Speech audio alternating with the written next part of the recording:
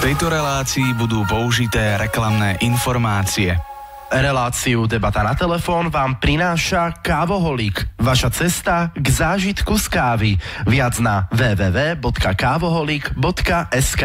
Vážení poslucháči, nasledujúca relácia je reláciou kontaktnou. V súlade s ustanoveniami zákona číslo 308/2000 zbierky zákona o vysielaní a retransmisii, konkrétne paragraf 16 odsek 3 písmeno A a B, si vás dovoľujeme upozorniť, že akékoľvek prejavy volajúcich do štúdia, ktoré budú osočovať, urážať alebo ohovárať akéhokoľvek hostia v programe, respektíve osobu, ktorá nie je hosťom v programe, sú neprípustné a nebudú moderátorom tolerované. Moderátor relácie poslucháča na takéto prejavy upozorní a v prípade, že poslucháč bude v tomto konaní pokračovať, odmietne poslucháča vypočuť a jeho prejav preruší. To isté platí o vulgárnych prejavoch poslucháčov, ktoré tak ako i doposiaľ nebudú tolerované a moderátor aj bez predchádzajúceho upozornenia spojenie medzi poslucháčom a moderátorom preruší.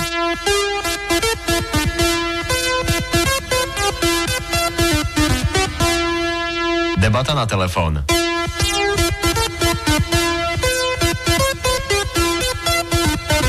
Aj váš názor nás zaujíma.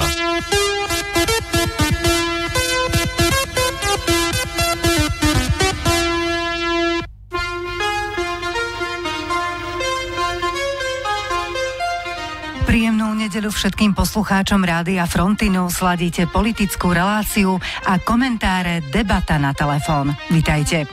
Rada pre mediálne služby iniciovala niekoľko správnych konaní v súvislosti s programom Debata na telefón. Programu vytýka slabú názorovú oponentúru moderátora. Spoločnosť Rádio Frontinus SRO sa s týmto nestotožňuje. Nebuďte však prekvapení, ak budem hosťom klásť viacej doplňujúcich otázok, prípadne oponovať ich názorom. A teraz dovolte, aby som vám predstavila nášho dnešného hostia. Pozvanie prijal do politickej relácie Debata na telefón bývalý primátor mesta Žilina a súčasný prvý štátny tajomník Ministerstva dopravy Slovenskej republiky Igor Choma za stranu Smer Slovenská sociálna demokracia. Pán štátny tajomník, dobrý deň, vitajte. Ďakujem pekne, prajem všetkým príjemný dobrý deň. Tak teda hneď v úvode, čomu venujete v tejto dobe najviac energie, ktorému projektu? Tak určite treba najprv povedať to, že ministerstvo dopravy má veľmi široký záber. Že to nie je naozaj len o cestách, o železniciach, ale je to aj o leteckej doprave, o vodnej doprave, je to o výstavbe bytov, je to naozaj široké pole pôsobnosti, na ktoré sa nejakým spôsobom sústredíme. Samozrejme, že v rámci ministerstva každý má pridelenú nejakú agendu a mne prislúcha teda agenda, ktorá sa týka cestnej výstavby, bytovej výstavby a leteckej dopravy. Takže na túto tému sa kedykoľvek viem s kýmkoľvek rozprávať a myslím si, že v tejto oblasti aj niečo teda budem vedieť povedať. Výborne, takže poďme sa pozrieť na privádzač Rajecké Teplice, Lietavská Lúčka. V akom je to štádiu? No, vidím, že ste vúpli do toho teda už priamo konkrétne, ale samozrejme, prečo nie? Privádzač na Rajec je takisto dlhodobou témou. My sme sa rozhodli pred zhruba rokom a pol, že to ideme zásadným spôsobom dynamizovať, pretože tá stavba už bola v minulosti pripravovaná, dokonca mala vydané územné rozhodnutie. Dnes sme v stave, kedy je už vysúťažený zhotoviteľ stavby. Nie je tajné, že je to spoločnosť Doprastav. Predpokladám, že do konca roka by mala byť podpísaná zmluva s týmto zhotoviteľom na tento úsek a v budúcom roku určite tá výstavba sa naplno rozbehne. Čo D1? To, čo nás zaujíma najviac, je asi tunel Višňové. Tak na D1 samozrejme aj v zmysle programového vyhlásenia vlády musíme dokončiť to, čo je rozostávané a začať stavať to, čo nie je rozostávané. Teraz hovorím teda o úsekoch medzi Bratislavou a Košicami. Takže poďme k tomu. Máme dva rozostávané úseky. Jedným z nich je teda Lietavská Lúčka, Dubná skala spolu s tunelom Višňové. Je to dlhý úsek, pomerne 15 km, takže to nie je len samotný tunel. Ale treba povedať, že stavba je naozaj v úplnom závere. Ja som si samozrejme prešiel aj tento piatok pretože ju veľmi často a pravidelne kontrolujem. Sme v stave, kedy pravdepodobne budeme schopní do konca roka túto stavbu odovzdať.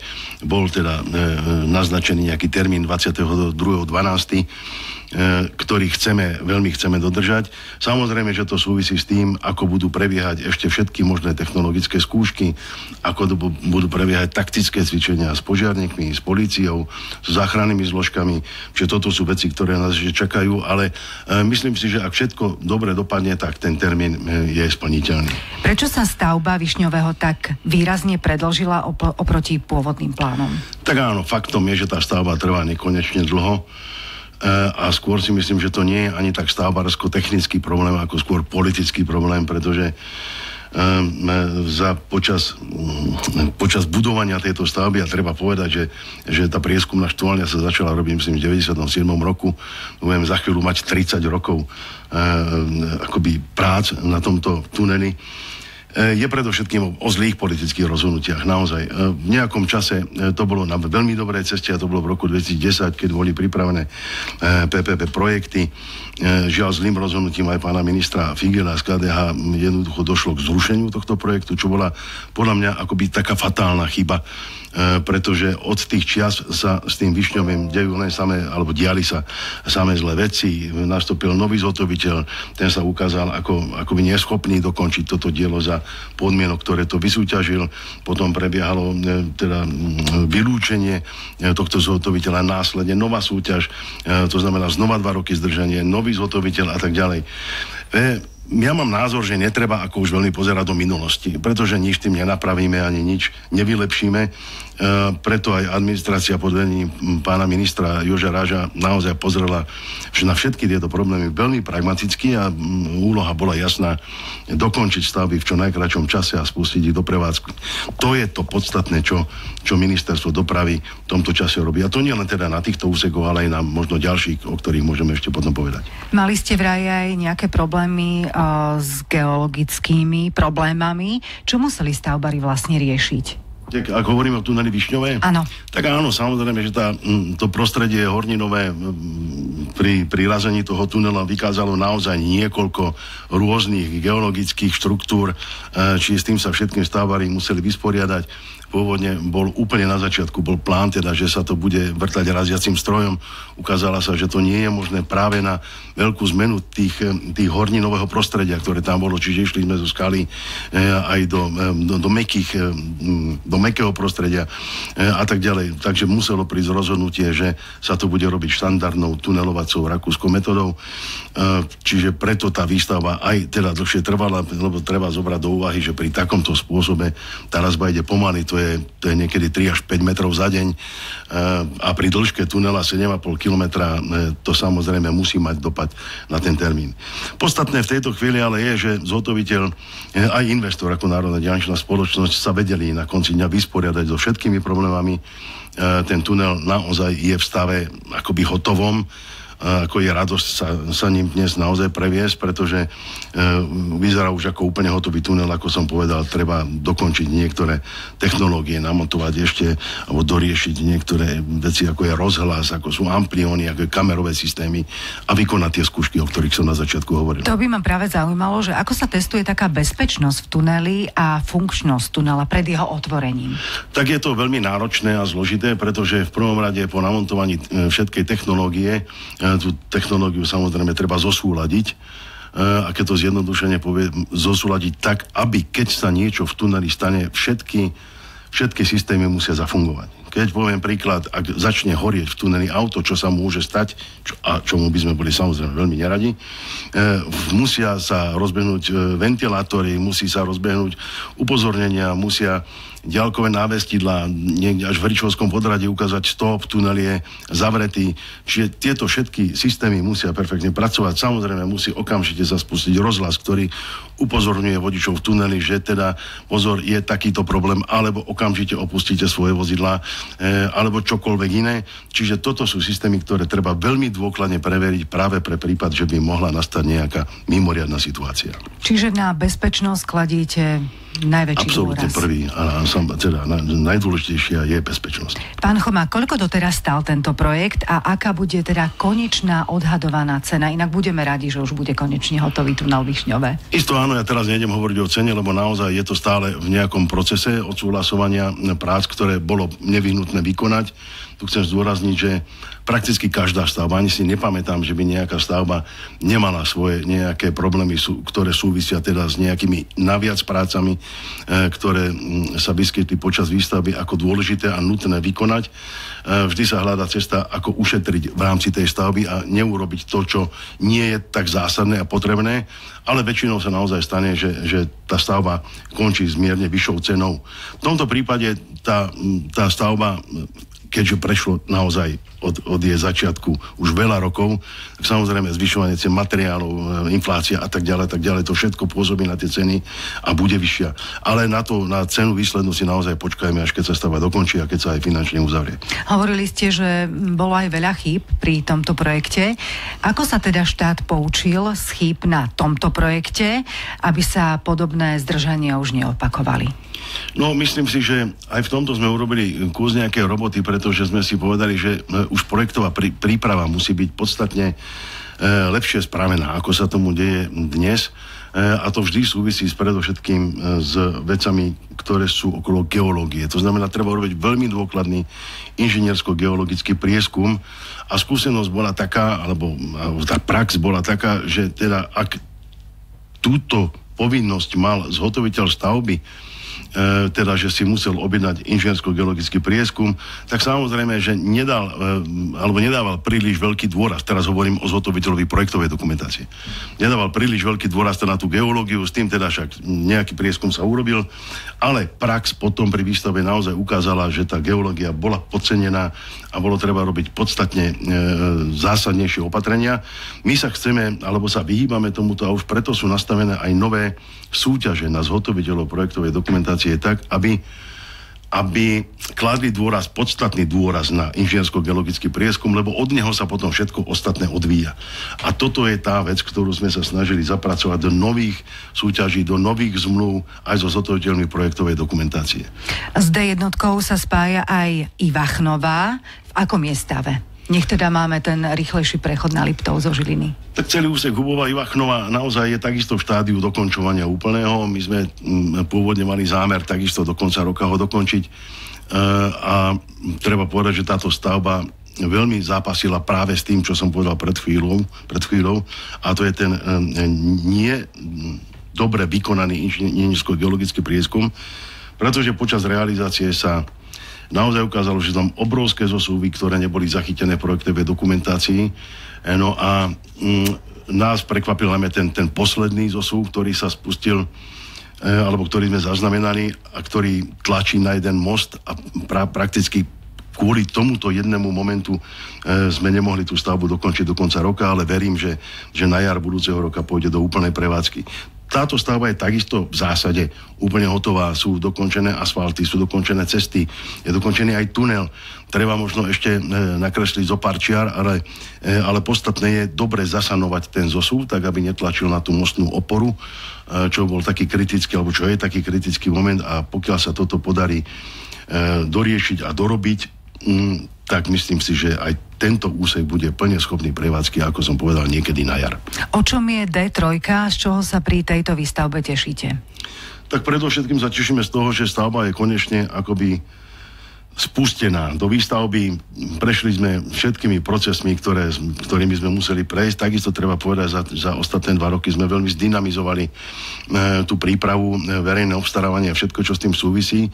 Treba určite poďakovať aj občianskym združeniam, ktoré nám v tom veľmi pomohli. Napríklad to občianske združenie D3, ktoré v rámci tých prípravných konaní veľmi dobre komunikovalo. Mali sme niekoľko takých stretnutí, výborov. Jednoducho, dôsledok toho všetkého je, že stavba je v realizácii, pretože sú už podpísané zmluvy so zhotoviteľmi. Predpokladám, že zhotovitelia sa na to intenzívne pripravujú a buď ešte na konci roka, alebo hneď začiatkom budúceho roka už bude vidno aj začiatok stavebných prác. Aké sú obmedzenia? Obmedzenia v zmysle akom? Ktoré vám možno bránia, aby všetko išlo rýchlejšie pri D3? Pri D3 my už dneska obmedzenia nemáme, pretože sme zadefinovali a vyriešili všetky problémy. Pochopiteľne, že stavba prinesie určité nepohodlie pre obyvateľov Kisúc. Myslím si ale, že s tým rátajú a sú veľmi radi, že vôbec sa začalo, pretože už je vidno to svetielko na konci tunela, ako sa hovorí. Počas tých 3 až 4 rokov pochopiteľne sa tá situácia nejakým spôsobom nezlepší, tá dopravná, ale ako som už povedal, je tam tá nádej a teda, že sa stavba dokončí a vtedy nastane tá úľava a tá stavba prinesie svoj úžitok. My sme sa naozaj vysporiadali, myslím si, s množstvom všelijakých problémov, ktorí na tej stavbe boli. Povyriešovali sme ich a zhotoviteľ naozaj má dnes čisté pole, keď to tak môžem povedať, aby mohol sa naplno pustiť do práce. Komunikujete aj s občanmi, ktorí možno bývajú v priľahlých obciach a ktorí možno majú sťaženú situáciu v tom, že prichádzajú do rôznych miest a bráni možno aj tá výstavba? Samozrejme. Čiže ak je veľa kamionov napríklad na ceste? Samozrejme, že tá situácia je teraz ako neúnosná, neviem to inak povedať a ja skutočne chápem aj obyvateľov, ktorí dennodenne musia chodiť do práce, z práce po tejto komunikácii a trávia a zbytočne strácajú na tejto ceste čas, niekedy je to 1, 2, 3 hodiny denne, čo ja si viem naozaj predstaviť, že by mohli ten čas využiť inak, ale snažili sme sa aj v rámci projektu organizácie výstavy urobiť všetko tak, aby ten dopad na obyvateľov a na motoristov bol čo najmenší. My sa snažíme ešte teda aj o to, aby bola úplne odklonená kamionová doprava napríklad z tejto cesty, z cesty prvej triedy počas výstavby, pretože to by nám veľmi pomohlo. Napokon tie kamiony, najmä od Poľska, majú kade ísť, môžu ísť cez Českú republiku, potom sa opäť napojiť na Slovensko. Jednoducho obísť tento úsek, tak aby sme čo najviac ako si pomohli tomu obyvateľstvu, pretože verím tomu, že tá situácia nebude jednoduchá, ako som už povedal, hovoríme to celkom otvorene, ale na druhej strane urobíme všetko preto, aby tá stavba sa rozbehla naplno a skončila v zazmluvnených termínoch. Aký má environmentálny dopad na tieto projekty, alebo teda aký je? Tak environmentálny dopad vždy je samozrejme nejaký, to nie je len environmentálny, je to aj sociálno-ekonomický dopad, ale v rámci toho environmentu sme sa takisto v procese dopadov na životné prostredie pokúsili riešiť úplne všetko. Myslím si, že sa to podarilo, lebo sme splnili podmienky, ktoré boli zadefinované z toho procesu posudzovania dopadov na životné prostredie a myslím si, že aj tento problém sme vyriešili a bude to jednoducho k spokojnosti aj environmentalistov. Poďme na R4, obchvat Prešova, 2. etapa. Je v pláne, alebo teda už v nej sme. Kapušany, hranica s Poľskou republikou. V akom sú stave tieto projekty? Tak treba povedať, že táto stavba takisto je súčasťou našeho programového vyhlásenia vlády a je v procese. Tá prvá etapa obchvatu Prešova bola dokončená, odovzdaná, slúži už normálne riadnej prevádzke. Teraz sme v procese výstavby druhej etapy obchvatu Prešova, teda až po Kapušany. Takisto v piatok zhodou okolností som bol aj na tejto stavbe, videl som, že ako vo veľmi dobrom progrese robí sa naplno, no a zároveň pripravujeme teda ostatné 4 úseky, ktoré teda pôjdu od Kapušan až po poľskú hranicu, tak aby sme vysúťažili teraz realizáciu projektovej dokumentácie. Myslím si dokonca, že tento týždeň mala byť to verejné obstarávanie vyhlásené. Predpokladám, že termín dokončenia projektovej dokumentácie bude od podpisu zmluvy 10 až 12 mesiacov. No a v zápätí môžeme ísť do povoľovacích konaní, teda chceme, aby bol schválený nejaký zámer stavebný zámer v zmysle novej stavebnej legislatívy a zároveň budeme pripravovať aj PPP projekt, tak aby sme išli paralelne, aby sme nečakali najprv na dokončenie projektu a potom až spúšťali proces verejného obstarávania na súkromného partnera. Takže tieto procesy sa snažíme robiť paralelne, tak aby ako náhle budeme mať k dispozícii dokumentáciu, mohla ísť i hneď von súťaž na teda, alebo ten dialog na toho súkromného partnera, ktorý to bude realizovať. Áno, ono je to vždy o spolupráci. Ak je spolupráca dobrá, tak projekty idú vpred. Prečo sa u nás tak často menia firmy a dodávateľia? A prečo vlastne inde dokážu udržať stabilitu? No, treba sa asi pozrieť na každý projekt zvlášť, nedá sa to tak celkom paušalizovať, pretože sú stavby, kde zhotoviteľ, myslím, takých je väčšina na Slovensku, kde zhotoviteľ od začiatku do konca si splní svoju úlohu, postaví to dielo, akým veľmi dobrým príkladom môže byť práve ukončovanie práce na diaľnici R2 na úseku Krivaň-Mýtna, ktorý sa bude odovzdávať teraz 20. novembra do prevádzky. Ide o teda jednak nádhernú stavbu, myslím, že technickú mimoriadne náročnú, ale tu treba povedať, že zhotoviteľ alebo konzorcium slovenských firiem sa s ňou vysporiadali naozaj veľmi, veľmi dobre, by som povedal priamo, že excelentne.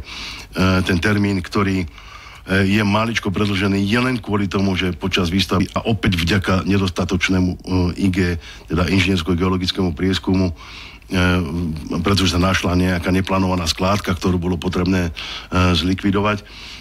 Termín je v zásade pre mňa osobne splnený, myslím si, že aj finančne táto stáva na tom veľmi dobre, čo sa týka nejakých dodatkov a myslím si, že teda od toho 20. novembra bude slúžiť naplno verejnosti. Tým chcem povedať teda, že nie je to pravidlo, že sa menia zhotovitelia.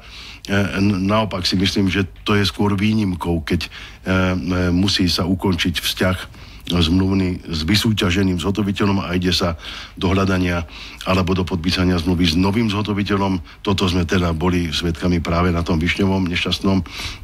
Ale toto sú veci, ktoré sa dajú ošetriť kvalitnými alebo kvalitne pripravenými podkladmi pre tú verejnú súťaž. Do R4 patrí aj Kapušany, hranica s Poľskou republikou, tak mi hneď napadá otázka. Poliaci majú dnes moderné rýchlostné cesty v každom regióne. Čo teda robia inak? Je to o efektívnejšom riadení, legislatíve, alebo len o menšej byrokracii? Aké máte vy, pán Chomák, názor? Myslím si, že je to v mnohých oblastiach, pretože na samotnú realizáciu či už diaľnice alebo rýchlostné cesty vplýva mnoho faktorov. Medzi ne určite patrí to, čo som už povedal, a nejdem to opakovať, teda príprava projektu ako takého. Za druhé je to podmienky verejného obstarávania, ktoré sme si my ako Slovenská republika nastavili príliš prísne a mnohokrát prísnejšie, ako požaduje Európska únia.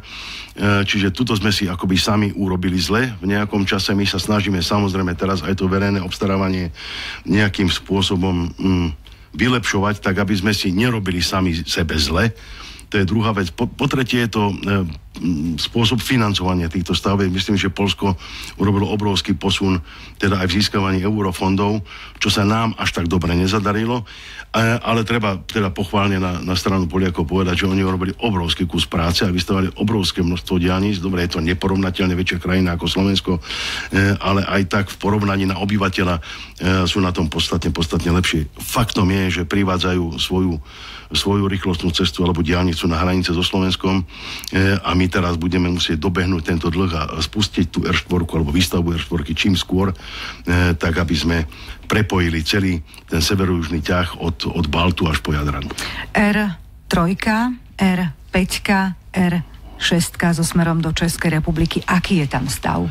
Tak aj tam sa na tom pracuje. Treba povedať, že tá R5 trošku utrpela a keď hovorím o R5, to je diaľnica akoby od Svrčinovca na Skalité, respektíve, tak toto je pripojenie od Svrčinovca na hranicu, ale utrpela trochu stavbu Svrčinovec Skalité, pretože do toho nadregionálneho terestrického biokoridoru, čo malo za následok jeho zúženie, vznikla potreba realizácie zeleného mostu vo Svrčinovci, tzv. Okoduktu nad cestou prvej triedy a nad traťou železničnou, čím sa trochu ako pomenili plány, ktoré súviseli priamo s tou R5-kou ale dnes je naozaj v príprave, je to dĺžka zhruba 1,3 km, čo nie je dramatické. No a nám sa ako najefektívnejšie teraz javí riešiť to alebo realizovať novú komunikáciu mimo intravilán obce v kategórii cesty prvej triedy v parametroch cesty 11,5 širokej. Takže na tomto sa pripravuje. V súčasnosti sa pripravujú súťažné podklady na zhotoviteľa technické štúdie s predpokladom začatia procesu verejného obstarávania niekedy v budúcom roku. No a plánované dodanie štúdie je v roku 2026, čiže následne sa ide do projektovej dokumentácie a tak ďalej, a tak ďalej. Treba povedať, že v oblasti prípravy, keď sme pri tej príprave, sme aj v tomto smere ako ministerstvo dopravy urobili nejakú prácu, a to v súvislosti so zákonom o strategických investíciách, pretože prakticky všetky diaľnice a rýchlostné cesty sú strategickými investíciami, podliehajú do schválenia za strategickú investíciu a v takom prípade sa veľmi zjednodušuje aj teda samotná príprava, majetkoprávne vysporiadanie, povolovacie procesy, takže určite aj tieto stavby do tohto procesu zapadnú.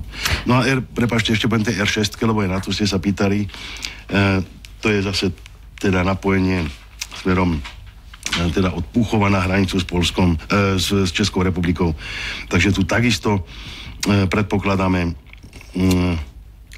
dodanie štúdie, myslím, že v priebehu nasledujúceho roka. Je to stavba zhruba za 330 000 eur. No a 330 000 hovorím o projektovej dokumentácii, takže verím, že aj tento proces sa rozbehne naplno a budeme môcť potom pokračovať v príprave. A vaše ministerstvo nerieši len diaľnice a rýchlostné cesty, ale samozrejme aj cesty prvej triedy, po ktorých najčastejšie jazdíme. Máte pod sebou 575 mostov, taktiež rôzne obchvaty, nový most v Porúbke, ktorý sa nás dotýka. Ako teda ovplyvňujete vy cesty prvej triedy? Tak ovplyvňujeme ich zásadne, pretože aj cesty prvej triedy, tak ako diaľnice a rýchlostné cesty, sú teda štátnymi cestami a štát sa o ne musí starať. Robí tak prostredníctvom Slovenskej správy ciest a aj v tomto smere je v programu vyhlásení vlády k tejto téme určite niečo napísané. Máme v programu vyhlásení vlády napríklad významne znížiť počet mostov na cestách prvej triedy, ktoré sa nachádzajú v veľmi zlom alebo havarijnom technickom stave, a takisto je tam nejaká podmienka vytvoriť finančné a legislatívne podmienky pre realizáciu projektov mostného programu. Čo sa týka ciest prvej triedy, my sme dnes v stave, kedy sa pripravuje takisto PPP projekt na opravu mostov, ktoré sú v zlom stave. To číslo, ktoré ste zmienili, tých 575, to už vychádza zo štúdie a týchto 575 mostov bude začlenených do toho PPP programu na opravu, ale tých mostov je takmer 900, ktoré sú na cestách prvej triedy. Niektoré sú v relatívne dobrom stave, niektoré sú po rekonštrukcii. Mnoho mostov sa naozaj opravuje a Slovenská správa ciest aktívne spolupracuje s ministerstvom našim, samozrejme aj na štúdii financovania tých rekonštrukcií mostných objektov. Tak ako som zmienil, zároveň Slovenská správa ciest vyhlásila aj verejné obstarávanie na rámcovú dohodu, ktoré predmetom je spracovanie projektovej dokumentácie pre ďalších 190 mostov. Treba povedať, že SSCčka na tom pracuje ako súvisle. V roku 2024 sme zrekonštruovali 33 mostov, k septembru, myslím, 25 sa ukončia rekonštrukcia ďalších 22 alebo 3 mostov a plánuje vyhlásiť verejné obstarávanie na rekonštrukciu ďalších 26 mostných objektov. To je všetko mimo toho PPP projektu, kde hovoríme o tých 575 mostoch. Ja sa ešte krátko zmiením, ak dovolíte, lebo mnoho ľudí sa ma pýta, dobre, to 575 mostov idete naraz rekonštruovať. Nie je to tak. Samozrejme, že ten poradca, vysúťažený poradca pre tento PPP projekt samozrejme vyhodnotil tú situáciu aj z pohľadu intenzít dopravy, čiže nebol to jednoduchá vec, ale dnes už vieme, aj v akom poradí sa začnú rekonštruovať jednotlivé mosty. Bude to práca na 4 až 5 rokov a samozrejme vždy sa bude rekonštruovať alebo sa určia do rekonštrukcie tie mosty tak, aby zásadným spôsobom neovplyvnili dopravu, respektíve aby neskolabovala doprava na celom Slovensku. Si predstavte, že naraz začne opravať 500 mostov, tak potom by nebolo kade chodiť. Takže na toto sa samozrejme veľmi podrobne prihliada. Ešte predsa len sa opýtam, aký je rozdiel v kvalite ciest prvých tried na Slovensku a napríklad v porovnaní s Rakúskom alebo Poľskom? No opäť sme niekde v tom porovnaní ťaháme asi za kratší koniec, ale treba povedať, že Slovenská správa si ako veľmi intenzívne ako rekonštruuje teraz komunikácie. Vidno to po tom celom Slovensku. Pravidelne teda chodíme na nejaké odovzdávania novo zrekonštruovaných úsekov ciest. Naposledy to bol napríklad Vernár, teraz sme dokončovali Donovali. Čiže naozaj sa robí naplno. Nie všetci to samozrejme obyvateľia vidia, lebo chodia len v nejakom regióne, ale tých ciest máme po Slovensku naozaj veľa a robí sa naplno. Vždy je všetko na konci dňa, ale o peniazoch. To znamená, my aj úlohu od nášho pána ministra máme jednoznačnú, že peniaze, ktoré sú pridelené na výstavbu, rekonštrukciu, musia byť minuté zmysluplne a samozrejme s ekonomickým prínosom a na tomto sa naplno pracuje.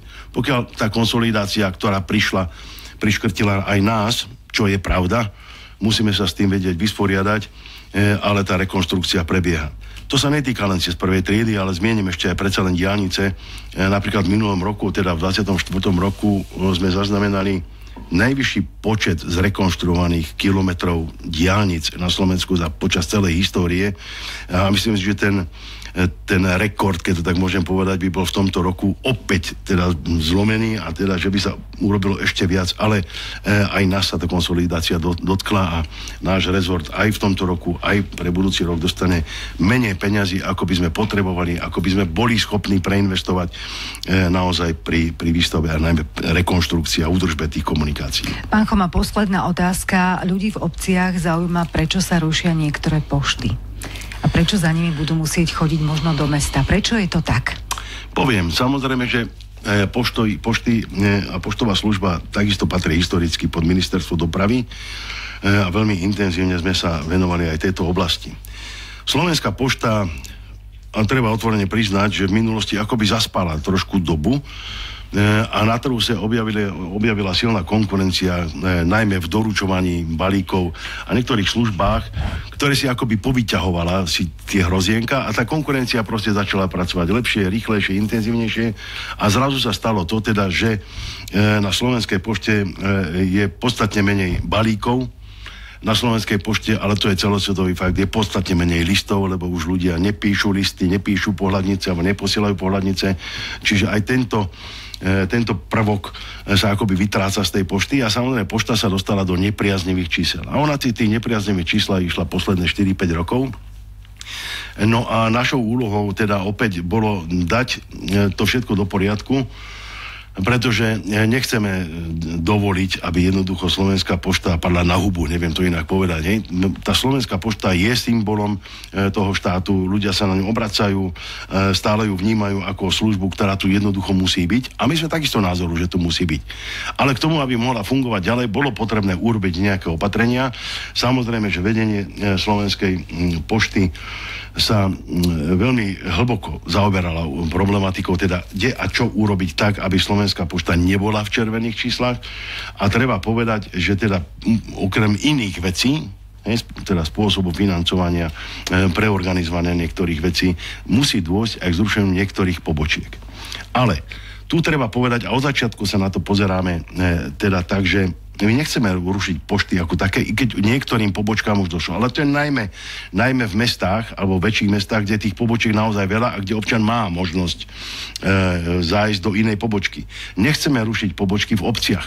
Respektíve, ak by malo dôjsť k ich zrušeniu, chceme ich zlúčiť napríklad s mestami, tak aby obecný úrad mal na svojom úrade teda vždy tam majú teda nejakú silu, že by sme spojili tieto služby, niečo by zaplatila pošta, niečo zaplatí obec. Myslím, že vzájomne veľmi výhodná spolupráca by mohla zabezpečiť to, aby pošta fungovala naďalej, ale iným spôsobom. Veľmi dobre to funguje takto v Českej republike, kde naozaj akoby pozlučovali tieto inštitúcie a veľmi dobre to funguje. Treba povedať, napríklad, keď hovorím o Žiline a napríklad o Byčici, kde bola zrušená teda pošta a ľudia musia teda chodiť na poštu na Solinky, naďalej funguje doručovanie listov, dôchodkov a tak ďalej, tak ako predtým. Tam ľudia nič nepocítia. Normálne všetko funguje, doručovanie pošty tak ako predtým. Len keď treba ísť na poštu, tak už teda nemôžu ísť do Byčice, pretože tá pobočka tam už nie je, ale musia ísť na Solinky, takže snažíme sa, aby ten dopad aj na obyvateľov bol čo najnižší. Ale vrátim sa k podstate tej vašej otázky. Áno, pošta bola v zlých číslach, nám sa tento rok podarilo ju dostať niekde zhruba na čiernu nulu, čo je veľmi dobrý už teda ekonomický výsledok a myslím si, že pokiaľ tá reforma tej pošty bude pokračovať, tak sa ju podarí dostať aj do nejakých normálnych ekonomických čísel. Pomohlo by možno zefektívniť prevádzku pôšt zavedením samoobslužných terminálov? Sme na to pripravení? Áno, aj sa na to veľmi intenzívne pracuje, pretože aj Slovenská pošta už má teda tie balíkovne, alebo teda výdaj balíkov po rôznych miestach, v obciach a mestách, čiže to je jedna vec, ale samozrejme, že sa bude automatizovať ten proces v maximálnej možnej miere. Dokonca sme už skúšali aj nejakého robota, ktorý bude schopný doručovať poštu. Skúšali sme to v Bratislave, teda, kde z hlavnej pošty, napríklad na magistrát, išiel už úplne autonomický robot, ktorý bez toho, aby potreboval človeka alebo poštára, už vie tú poštu niekde doručiť. Samozrejme, že je to proces aj o dronovom spôsobe doručovania pošty, čiže nad týmto všetkým naozaj veľmi úzko spolupracujeme aj s leteckým našim útvarom, pretože to jedno s druhým súvisí, ale toto sú naozaj všetko témy, ktoré sú veľmi zaujímavé a myslím si, že tá pošta sa bude musieť uberať aj týmto smerom. Pán Choma, ďakujem vám za zodpovedané otázky a následne plynulo prechádzame na telefonické otázky našich poslucháčov na známom telefónnom čísle. Telefonujte 041 76 333 33 SMS-kujte 0903 398 983 Mailujte studio@frontinus.sk. Na linke Rádia Frontinus máme prvého poslucháča. Príjemný dobrý deň, môžete sa pýtať. Príjemný dobrý deň, zdravím vás pani moderátorka, pán Choma. Idem trocha ďalej od rádia. Od rádia, alebo ho úplne vypnúť, my vás počujeme. Počujete ma dobre? Áno. Ďalej od rádia vás poprosím. Idem ďalej, už je to lepšie? Áno, ďakujem pekne. Chcel by som sa vás opýtať, D3, diaľnica Žilina-Brodno, dokončenie, kedy to bude hotové a most cez Kysucu medzi Rudinkou a Vradí, dokedy tam bude a ako to bude vlastne s cyklotrasami, chodníkmi a parkovacími miestami. A druhú otázku mám na vás, pani moderátorka a pán Choma, že či sa tešíte na Vianoce. To je všetko. Pekný deň vám prajem, všetko dobre, peknú nedeľu, števo z Vrania. Pozdravujem, majte sa, dovidenia. Nech sa páči. Ďakujem ináč krásne. Áno, veľmi sa tešíme na Vianoce aj na všetko, čo s nimi príde a samozrejme aj na Nový rok. Ďakujem za otázku, pán Štefan. No, otázok bolo položených hodne veľa od poslucháča Štefana. Srdečne ho pozdravujem. Poďme skúsiť teda najprv k tomu mostu Rudinka. Most Rudinka, alebo ten provizorný most, ktorý sme tam vybudovali teda ešte počas obdobia, keď som bol primátorom mesta Žilina a ktorý teda bolo nevyhnutne potrebné postaviť, je medzi mostami, ktoré budú úplne zlikvidované v priebehu výstavby. Samozrejme, že zhotoviteľ sa bude snažiť udržať ho čo najďalej alebo čo najdlhšie. Ja vám teraz neviem povedať presne, ani nie je stanovený presne termín, dokedy ten most tam musí byť, ale diskusia so zhotoviteľom na túto tému bola a bolo zdôraznené, že chceme, aby ten most vydržal do momentu, až kým nebude vadiť výstavbe. Čiže toto je asi veľmi dôležité povedať, že most tam sa budeme snažiť udržať čo najdlhšie. Čo sa týka cyklotrás a tak ďalej, cyklotrasy nie sú súčasťou výstavby D3 ako takej. To už je vec, ktorú zastrešuje Žilinský samosprávny kraj. Samozrejme, že pri projektovaní sa brala do úvahy aj trasa cyklotrás a tak ďalej, tak ďalej. Len výstavba takisto teraz bude trošku pribrzdená, pretože nemôžeme naraz robiť úplne všetko, čiže prioritou pre každého je naozaj diaľnica a budeme koordinovať práce so Žilinským samosprávnym krajom tak, aby sme si navzájom nezavadzali. No a neviem, čo ešte bola nejaká otázka za tie Vianoce. Veľmi pekne ďakujeme. Budeme sa snažiť ich stráviť dobre. No a pre mňa je veľmi dôležité odovzdať teda tomu Slovensku, najmä Žilinskému regiónu, ako vianočný darček ten tunel Višňové do prevádzky. Na ďalšiu otázku máte 60 sekúnd. Príjemný dobrý deň prajeme komu? Tak skúsime ešte raz. Možno to druhýkrát padne na úrodnú pôdu. Budeme sa inak naozaj tešiť na tunel Višňové. Ja sa budem potom ešte pýtať, akým spôsobom ho otvoríte, ale máme poslucháča. Príjemný dobrý deň. Máte 60 sekúnd. Dobrý deň, prajem. Pekne vás vítam, pán Choma. Dobre, že ste v Žiline. Aj vám, pani moderátorka. Ďakujem. Pán Choma, ja by som sa spýtala, že všade sa robia cesty východ-západ, ale na Kisúce ako keby boli Pánu Bohu za chrbtom. Jurinova nie je schopná z Ochudnice do Žiliny urobiť cyklotrasu. Kebyže už som jej to 100 razy povedala aj písala, ani pravo, ani vľavo.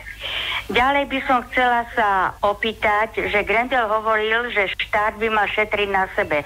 Prečo nešetríte opozícia a koalícia na vás, sami na sebe, keď Kamenický iba symbolicky 200 eur vám zobral na konsolidáciu?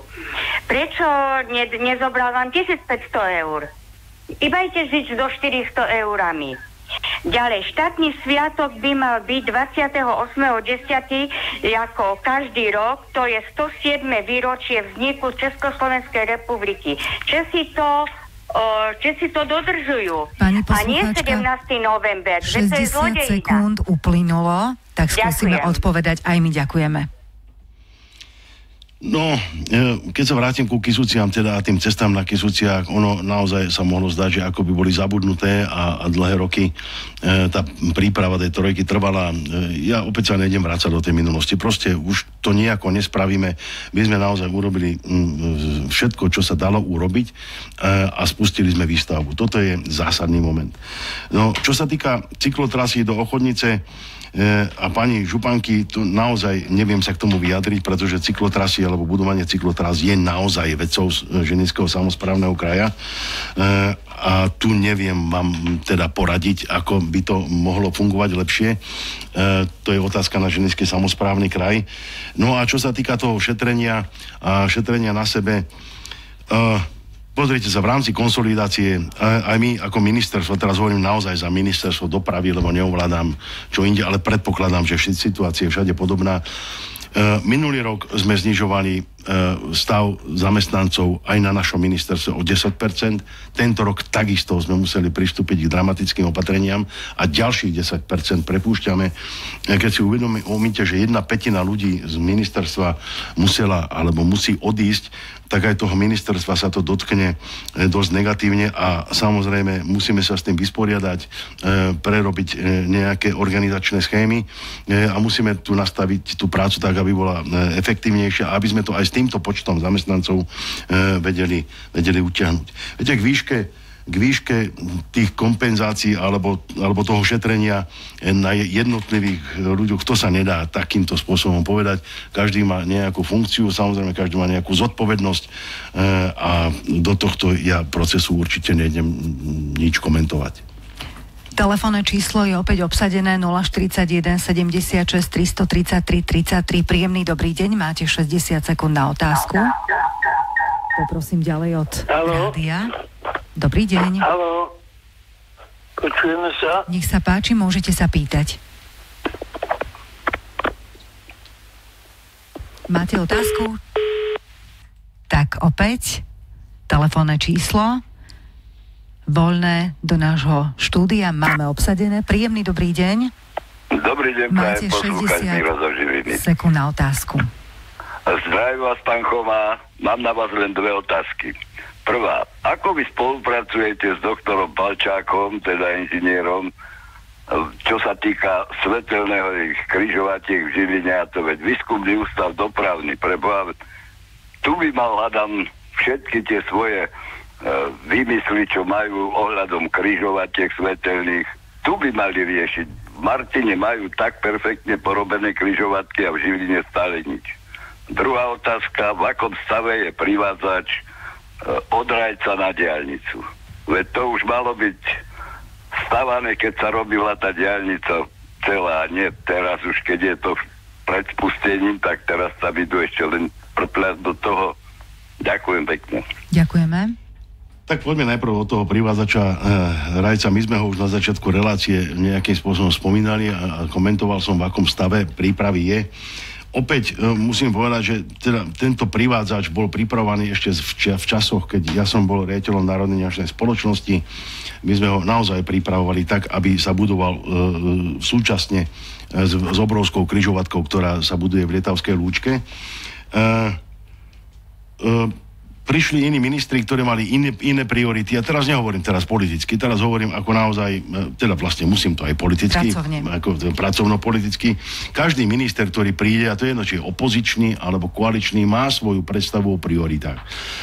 A to je jedno, či to bol opozičný Figel, alebo potom prišiel Počiatek, alebo potom prišiel Arpádešek, ktorý mal pocit, že na severe netreba budovať nič, všetko treba budovať na juhu. Viete, toto sú veci, ktoré zbrzďujú mnoho projektov a je nesmierna chyba, že my ako štát si nevieme zadefinovať našu stratégiu výstavby diaľnic a rýchlostných ciest a potom donútiť každú vládu, aby sa držala tohto strategického plánu.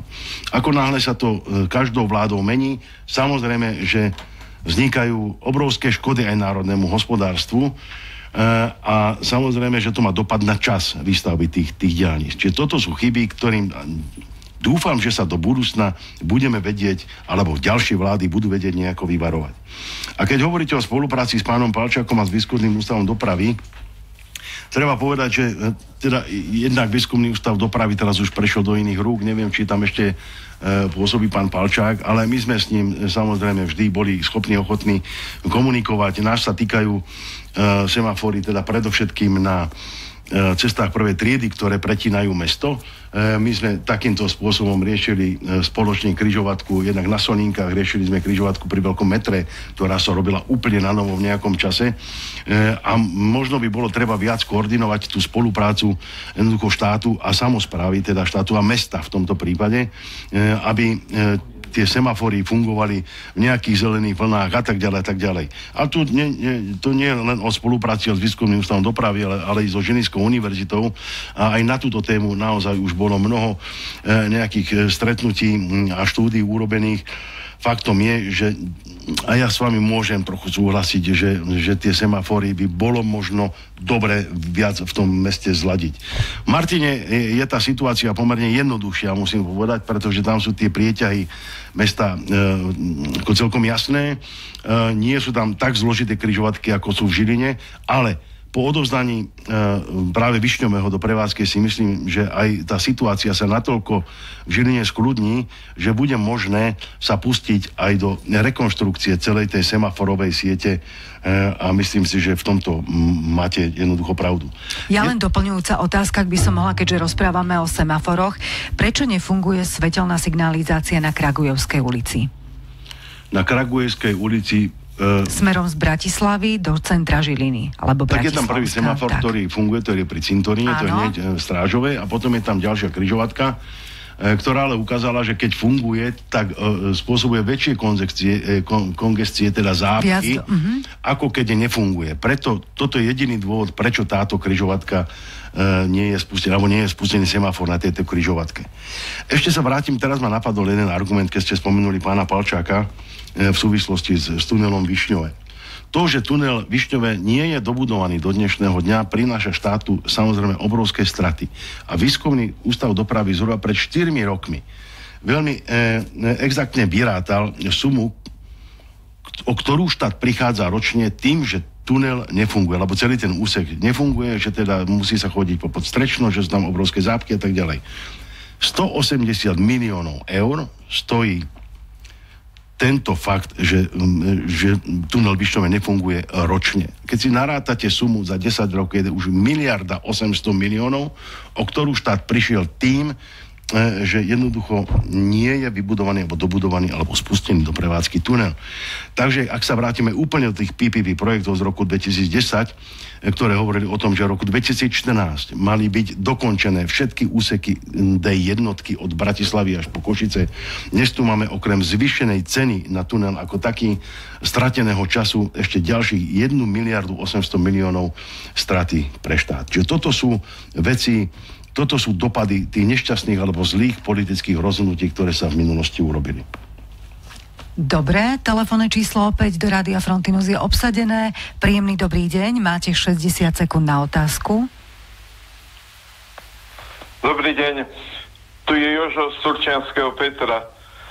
Pozdravujem vás obidvoch a chcem sa opýtať pána Chomu, kedy sa pohne tá križovatka v Chošťanoch nad Turcom za železničným priecestím. Ďakujem. No, my sme sa tomuto problému takisto začali venovať pomerne intenzívne. Zobrali sme do úvahy všetko to, čo bolo doteraz spravené, všetky možné štúdie, všetky možné výsledky, hodnotenia a tak ďalej. Faktom je, že celý úsek Martin Rakovo a Rakovo-Mošovce je v štádiu dlhodobej prípravy a stále nemáme koniec. Tie zápchy, to, čo sa deje na Kysuciach, to sa deje v Martine smerom na juh. A my sme si povedali, že ideme to nejakým spôsobom doriešiť čím skôr. Faktom je, že to nevieme vyriešiť naraz, pretože neexistuje žiadna projektová dokumentácia, ktorá by riešila všetky tieto miesta, ktoré sú dnes problematické. No a ku dnešnému dňu jednoducho je situácia taká, že my rozdeľujeme aj prípravu R3, ktorá zásadným spôsobom môže pomôcť regiónu v tomto mieste. My rozdeľujeme teda prípravu R3 na dva úseky, na Martin Rakovo a potom na Rakovo Mošovce. A predmetom verejného obstarania bude teda štúdia uskutočniteľnosti. Po Rakovu to bude jednovariantne a od Rakova na Mošovce v dvoch variantoch, kde jednoducho už chceme zakotviť, že tento prvý úsek sa konečne musí doriešiť. Stále máme problém, naozaj v Mošovciach máme problém s križovatkou, ktorá tam je s napojením ciest druhej triedy na tú cestu prvej triedy. Máme tam prechod, máme tam ochranné pásmo železnice, či tá situácia je tam naozaj veľmi zložitá a musíme ju vyriešiť a budeme ju riešiť práve aj v súvislosti s výstavbou novej nemocnice, tak ako som už niekoľkokrát aj v médiách prezentoval, že celý tento problém, celý tento úzel budeme riešiť naraz a berte, že sme k tomu pristúpili a musíme sa dopracovať ku nejakému zmysluplnému koncu. Naším hosťom je stále prvý štátny tajomník Ministerstva dopravy Slovenskej republiky Igor Choma a máme ďalšiu otázku. Príjemný dobrý deň, máte 60 sekúnd.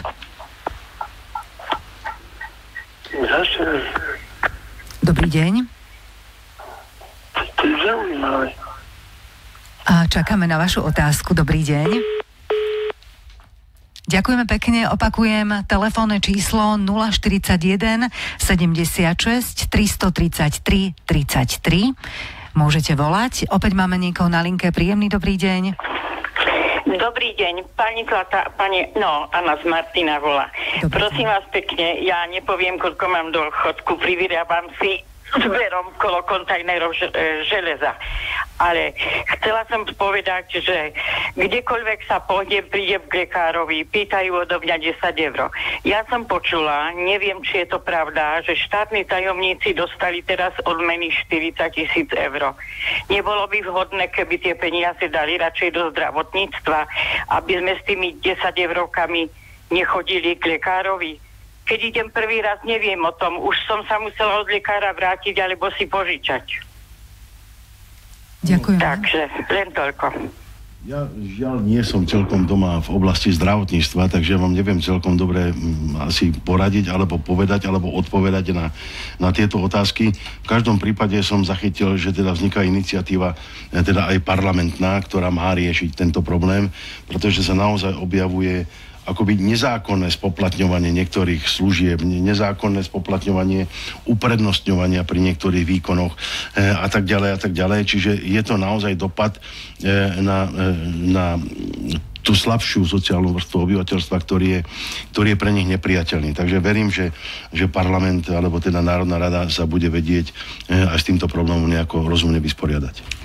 041 76 333 33, opäť je naša linka obsadená. Dobrý deň. Haló. Dobrý deň, počujeme sa. Nech sa páči. Dobrý deň. Dobrý deň, pán Choma. Dobrý deň. Prosím vás, ja mám jednu prosbu na vás. V regióne existuje jedna dedinka, musím povedať, požehnaná, lebo tam už končí cesta. A v tej dedinke má jeden vysoko postavený armádny činiteľ po dedovi chalúbku. A čuduj sa svete, kto bol za ním, alebo kto tam chodí. Náš slavne známy Naď, bývalý minister obrany. Pretože myslím si, že obidvaja teda majú peniaze, že za tým bude nejaký investičný zámer. Priatelia nie sú, pretože v tých funkciách, čo majú oni, ani priateľov mať nemôžu. Vás bych prosil tú spoločnosť strane Smer, aby ste mali oči otvorené a mali ho hlavne Naďa v hľadáčiku neustále, až nám nezničí ten požehnaný kút našeho regiónu, kde sa ešte dá žiť. Podotýkam, že je tam elektrika, je tam internet, je tam všetko a keby sa tam nasťahoval tento človek, tak je z toho Sodoma Gomorra. Pán poslucháč, ďakujeme veľmi za váš príspevok. Ďakujeme pekne, pán Choma. Peknú nedeľu. Dovidenia. Je asi na škodu, že ste nepovedali, o aký požehnaný kút, alebo ktorú dedinku sa jedná, lebo asi by ste mi podstatne zjednodušili odpoveď na túto otázku. Ja som pochopil teda, že nás dávate, alebo že dávate do pozornosti tento moment, ale v tejto chvíli naozaj neviem slúbiť, čo by sme vedeli v tejto veci spraviť. Veľmi ma to mrzí. Ďalšia otázka 041 76 333 33. Naším hosťom je Igor Choma a otázok je naozaj nespočetné množstvo. Pridáva sa ďalšia. Príjemný dobrý deň. Dobrý deň. Dobrý deň, tu je dôchodca Michalecov od Žiliny. Viete čo, pán Choma, pýtam vás a chcem sa vás pýtať, keď dávate tú energopomoc, akože teda na elektrinu, a čo s tými dôchodcami, čo kúria drevom a uhlím? Veď pre Boha živého, pochopte, že ja to vidím, že sa im nechce tak elektrinu a vy im budete doplácať? A nás, čo s nami? Čo s nami mienite robiť? Veď my, pre Boha, dneska drevo je drahé, uhlie je drahé, to musíme všetko kupovať. Tu plyn není, ja šetrím elektriku ako môžem a tým dám čo skválec, akože čo má byť toto. To je normálne toto? To nie je normálne. Ďakujem, pán Choma. Príjemný deň. Ďakujeme. Ďakujem. Možno aj chápem rozhorčenie občana, ale na druhej strane neviem vlastne, kam tá otázka smerovala. Teda, že ako budeme pomáhať ľuďom, ktorí kúria drevom a uhlím. Pravdepodobne áno. Áno. No, neviem, ako im budeme pomáhať. V tomto prípade tá pomoc, alebo energopomoc, o ktorej poslucháč hovoril, bude nasmerovaná na všetkých obyvateľov. To znamená, to nie len, že niekoho, ale myslím, že to bude postihovať nejakých 90% obyvateľstva, že nebude poskytovaná len tým, ktorí naozaj ju nepotrebujú, a to sa vás určite nebude týkať. Takže čo sa týka energie, určite dotácia pôjde aj ku vám. No a čo sa týka nákupu dreva a uhlia, toto vám bohužiaľ zodpovedať neviem. Veľa otázok prichádza aj ďalšia. Príjemný dobrý deň, peknú nedeľu. Čo sa týka nákupu dreva a uhlia. Nech sa páči, môžete hovoriť, pýtať sa tak. No, opäť ďalší pokus 041 76 333 33. Ďalšia otázka na pána Igora Chomu. Dobrý deň. Opäť ďalší pokus 041 Haló.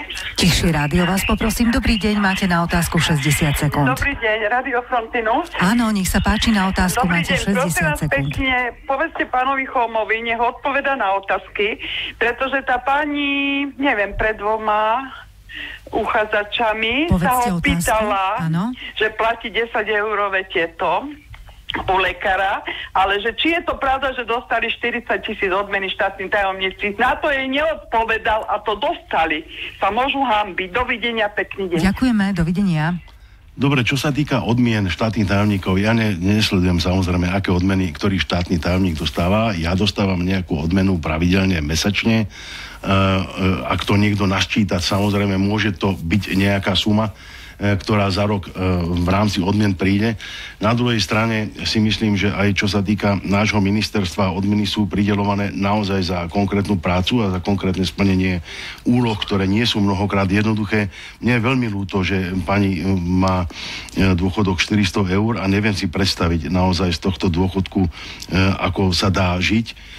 Ale ja neviem v tejto situácii pomôcť. Ak by sme sa vzdali našich odmien, keď tak môžem povedať, určite neviem, či by sme vyriešili milióny dôchodcov, ktorí naozaj majú veľmi nízke dôchodky. I napriek tomu, že vláda Roberta Fica, vôbec vláda sociálnej demokracie vždy prihliada na dôchodcov. Stále je tu 13. dôchodok, stále sú tu všelijaké iné programy. Nie som opäť ja celkom v sociálnej oblasti, ale na jednej strane chápem rozhorčenie, na druhej strane si myslím, že vláda robí všetko aj v čase konsolidácie, čo je v jej silách. Ďalšia otázka bude od koho? Príjemný dobrý deň. Dobrý deň, poslúchať Jozef. Dobrý deň, nech sa páči. Pán Choma, vy ste tu predchádzajúcu otázku zle pochopil. Ten poslúchač, a ja to tiež takto myslím, že proste teplo na bytovkách, bytových domoch a týchto, čo sa týka vykurovania z teplárny a z plynárny, je dotované štátom, oni dostávajú nejaké peniaze, ale je obyvateľstvo, ktoré kúri aj drevom. Prečo sa nespraví taká vec, ak máme štátne veci, že tí, čo kúria drevom, dostanú nejakú zľavu na to palivové drevo? Nad týmto som sa už aj ja neraz zastavil, že proste my sme není nejako zvýhodnení. Ja musím natvrdo si drevo kúpiť od nejakej súkromnej spoločnosti, pretože máme štátne lesy, ktoré by toto mohli zabezpečiť tú dotáciu nejako. Ďakujem, dopo. No, ja rozumiem, len ja naozaj, ja sa úprimne ospravedlňujem, ale ja nie som v tejto oblasti celkom doma, veľmi ma to mrzí, že vám neviem zodpovedať na tieto otázky. Jediné, čo je to, že sa budem vedieť posunúť takúto otázku na príslušného pána ministra, teda respektíve na pani ministerku a spýtať sa na to, akým spôsobom sa bude pomáhať ľuďom, ktorí kúria drevom alebo uhlím. 0,40, prepačte. Áno, ja naozaj neviem teda zaujať nejaké stanovisko, ale chápem tomu, čo hovorí, alebo rozumiem tomu, čo hovoríte. 041 76 333 33, predposledná otázka. Príjemný dobrý deň. Dobrý deň. Chcem povedať, že prečo tam nezavolajú človeka z ministerstva, ktorý rozumie veciam, čo sa ľudia pýtajú. Pretože toto je len také hapkanie. A poviem vám otvorene, prečo počúvame tých bruselských bláznov? Podľa nich sa tu stále rieši niečo, hej, zákony sa robia, hej, im je dober, pretože oni majú vysoké platy, ale čo tá obyčajná chudoba, tí obyčajní ľudia, oni ich potrebujú len pred voľbami, keď im nasľubujú hory doli a potom im nedajú nič. Takže takto to tu je vo veci. A poviem otvorene, tí platy a tí dôchodky sa mali dávno, nie, že sa vypráva pán Choma, že dajú 13. dôchodok. Prosím vás pekne, nech sa hanbu prepadne. Aj celý Choma. Dovidenia. Ďakujem pekne, ja len pripomeniem, že dávame možnosť prísť do našej debaty mnohým ľuďom, oslovujeme mnohé politické strany, ale samozrejme aj ministrov či štátnych tajomníkov, takže k všetkému sa vždy snažíme dostať, ale pán Igor Choma je tu za ministerstvo dopravy. Nech sa páči. No, presne to isté som chcel povedať, čo vie, že mňa mrzí, že neviem odpovedať na mnoho otázok, ktoré súvisia so sociálnou problematikou. Ja pracujem v odbore dopravy a tam som schopný reagovať podstatne možno lepšie na otázky, ktoré mi kladete a ktoré súvisia s touto oblasťou. Takže veľmi sa ospravedlňujem, že neviem uspokojiť všetky vaše otázky v tejto oblasti, ale keď neviem, tak neviem. Ja sa celkom otvorene priznám. Posledný telefonát. Príjemný dobrý deň, prajeme komu z Rádia Frontinus. Dobrý deň, to je posluchačka zo Žiliny. Dobrý deň. Prosím vás pekne, pán Choma, ja mám nie ani tak otázku, ale skôr taký komentár, že vy sa nečudujte, že ľudia vám volajú ohľadom odmien štátnym tajomníkom, pretože vy beriete strašne veľa ľuďom, veľa vecí, veľa financií. Ja robím pre štát, robím pre štátnej správe. Nie som darmožráč, môj plat tabuľkový je minimálna mzda, plus dostávam osobné ohodnotenie, bez toho by to bola žobračenka. Zobrali ste nám valorizáciu, odmeny to ani nehovorím a uvidíme, ako budú platy v januári vyzerať. Takže to nie je o tom, že by vaša odmena pomohla štátu, ale bolo by to gesto, že sme solidárni s vami, keď vám už toľko berieme. Ďakujem. Ďakujem pekne. No, ja si tiež o sebe nemyslím, že som darmožráč a určite nie ste ním ani vy, ako ste povedali. Ale ten systém odmeňovania má svoju logiku a opodstatnenie. Ja to hovorím celkom otvorene. Myslím si, že ten, kto naplno robí, si zaslúži nejakú odmenu. Samozrejme, že tá odmena sa ťažko porovnáva s ľuďmi, ktorí robia v štátnej správe na tých nižších pozíciách, ale ten systém je nastavený nejako a hotovo. A to gesto, keď hovoríte o geste, my sme si, a to som bol ešte v parlamente v nejakom, neviem ktorom roku, to bolo možno 2012, 2013, my sme si kedy akoby zamrazili platy, ale musím povedať, že absolútne nikto to nejakým spôsobom vtedy neoceňoval, ani tým to nejakým spôsobom nezvieral, nikto za to nepoďakoval, každý to bolo ako, že dobre, tak konečne si zmrazili platy vybavené a hotovo. Ja si nemyslím, že toto je celkom správna cesta a opäť to hovorím celkom otvorene, možno to nehovorím celkom v sociálnom súlade so všetkými, ale mohol by som tu teraz povedať, že ježiš, to je výborný nápad, určite to navrhnem, odobereme si platy a nič sa neudeje. Ja ten názor nejdem svoj opakovať a stojím si za ním a myslím si, že som to povedal tak, ako som to cítil. Ďakujeme pekne a plynule prechádzame na SMS-ky a maily. SMS-kujte 0903 398 983. Mailujte studio@frontinus.sk. Prvá otázka z mailovej komunikácie. Pán Choma, dobrý deň. Prečo sa v Brodne nereguloval potok, kedy sa bude regulovať potok Brodnianka? Ako bude riešené železničné priecestie v Brodne pre nás? Bol by vhodný podchod cez závory? Potrebujem túto situáciu vyriešiť. Tak, to je otázka. Nech sa páči. Tak opäť sme sa dostali do nejakej zvláštnej situácie, a teraz myslím v súvislosti s prípravou výstavby teda tej časti D3 Kysuckej, kedy bol priestor a čas komunikovať problémy všetky, ktoré súvisia s výstavbou diaľnice v rámci teda jednotlivých stupňov projektovej dokumentácie. Dnes, kedy sme v stave, kedy už podpísaná zmluva so zhotoviteľom, kedy projektová dokumentácia bola schválená mestom, však na to sú k dispozícii všetky možné stanoviská, aj mesta, a vtedy sa to neriešilo. Teraz otvárame tému, teda akým spôsobom doriešiť veci, ktoré nehovorím, že nie sú opodstatnené. Pozor. Teraz hovorím naozaj o tej železnici, o tých podchodoch a tak ďalej, a tak ďalej.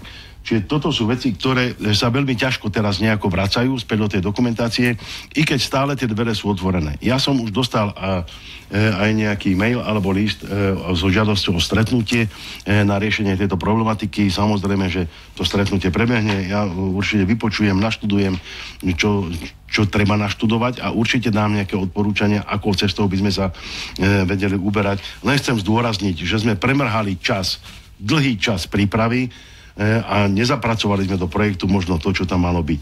No a čo sa týka toho úpravy potoka, teraz neviem, v ktorej časti Brodna, ja ešte keď som bol primátor, tak som túto otázku riešil, bol som aj na mieste sa pozrieť, mali sme tam problém so šírkou komunikácie, vedľa ktorej je hneď potok, hneď vedľa tam bol vtedy dom, začali sme riešiť nejaké piloty, respektíve zasanovanie svahu, ktorý sa zosúval do toho potoka.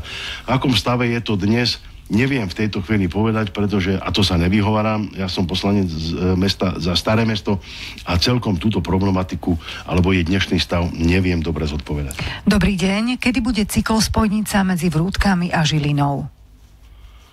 No, to sa treba spýtať isto pani županky, pretože na cyklotrase alebo cyklotrasy ako také sú predovšetkým agendou samosprávnych krajov. Viem, že v minulosti sa na tom pracovalo takisto ako na cyklotrase smerom na Rajec. neviem, v akom stave je vôbec trasovanie, v akom stave sú problémy súvisiace s majetkoprávnym vysporiadaním. My na ministerstve dopravy stále poskytujeme dotácie pre samosprávy na výstavbu cyklotrás, ale samozrejme tá samospráva musí byť na to pripravená z pohľadu projektu a z pohľadu majetkoprávneho vysporiadania. Dobrý deň, pán Choma, som rád, že vás po dlhej dobe počujem. Prednedávnom som vám písal o chýbajúcich protihlukových stenách a ste mi odpísali s prísľubom, že sa na to pozriete. Hlavne v okolí ulice Holého a Sasinkova, kde sú materská aj súkromná základná škola. V akom je to prosím štádiu? Už sa pohlo niečo aspoň s ich vyprojektovaním? Ďakujem pekne za odpoveď a držím palce najlepšiemu ministrovi Slovenskej republiky a ministerstvu. Ďakujem pekne a pánovi ministrovi. Určite tento pozdrav odozdám. Keď hovoríme o protihlukových stenách na Holého a Sasinkovej, ja si celkom nespomínam na takýto list alebo nejakú komunikáciu, ale vôbec sa tomu nebránim. Ak hovoríme o Sasinkovej, tá priamo susedí so železnicou, takže predpokladám, že táto problematika sa týka rekonštrukciou železničného uzla v Žiline. Ale ja v tejto chvíli fakt neviem, či sa tie protihluky tam budujú alebo nie, lebo železnice opäť nepatria mne. Ja mám teraz pocit, že sa stále vyhováram, ale ja naozaj nemôžem vedieť úplne všetko. Poznačil som si, že protihlukové steny Holého a Sasinková, určite sa pani kolegyne mojej Želákovej, druhej štátnej tajomničky našeho ministerstva, na túto vec určite spýtam. Zdravím. Ako ministerstvo dopravy zabráni najmä tranzitu kamionov cez Žilinu aj po dokončení Kysuckej diaľnice a budú si chcieť skracovať cestu po cestách prvej triedy, ale aj osobných aut a budú v okolí Žiliny aj nespoplatnené úseky diaľnic? Ďalšia otázka. Stále platí takto. Táto otázka je absolútne logická a má svoje úplné opodstatnenie. My predpokladáme, že po dobudovaní D3 a po spustení tunela Višňové naozaj tá doprava v Žiline nadobude úplne iný charakter a pochopiteľne, že aj v navigáciách, aj dopravným značením bude povedané, že bude zakázaný tranzit pre kamióny cez mesto, pretože majú už teda hotové trasy, ktoré môžu využívať. Bude pochopiteľne potom len na polícii, predovšetkým na polícii, akým spôsobom bude vedieť vymáhať dodržiavanie týchto pravidiel, ktoré budú nastavené po novom, ale verím, že aj samotní kamionisti budú mať snahu obchádzať to mesto, pretože to bude pre nich aj lacnejšie a bude to pre nich asi lepšie. Neviem to inak povedať. Pochopiteľne snaha najmä poľských kamionistov je taká, že oni pôjdu aj po druhej, aj po tretej teda triede, len preto, aby si skrátili trasu, ale toto je práve už potom na možnosti toho vymáhania na tej polícii, aby strážila tieto veci. Čo sa týka spoplatnenia alebo nespoplatnenia, stále bude platiť to, že úseky diaľnic, ktoré vytvárajú akoby obchvat miest, stále budú nespoplatnené. Takže po dobudovaní a dokončení celej siete okolo Žilín, teda D3 a D1, určite dôjde aj k úplne zmeneným podmienkam v súvislosti teda s úhradami alebo diaľničných známok za používanie týchto diaľnic. Ako som už povedal, uprednostňované alebo nespoplatnené budú tie úseky diaľnic, ktoré budú slúžiť akoby obchvat mesta. Dobrý deň, pýtam sa vášho hostia. Denne sa cez Žilinu valí tranzitná doprava z celého Slovenska. Zápchy trápia Žilinčanov takmer denne. Most v centre mesta situáciu ešte zhorší, pretože vyústi pri autobusovej stanici. Nedal sa tento projekt riešiť inak? No, my si myslíme jednoducho, že práve tým, že ten most ponad železnicu, ktorý sa napája na Májovú ulicu, práve vyrieši veľa problémov s dopravou, pretože autá, ktoré pôjdu akoby z centra od domu odborov po Májovej, budú jednoducho vedieť prebehnúť ponad železnicu na ľavobrežnú a trochu sa odľahčí Hviezdoslavovej ulici, teda popred stanicu, ktorá je naozaj veľmi, veľmi dimenzovaná. Čiže všetky tie dopravné štúdie, ktoré boli robené v súvislosti práve s mostom ponad železnicu, ukázali, že takýto most bude prínosom pre dopravu v meste a nie naopak. SMS-kový kontakt 0903 398 983 alebo môžete aj mailovať studio@frontinus.sk.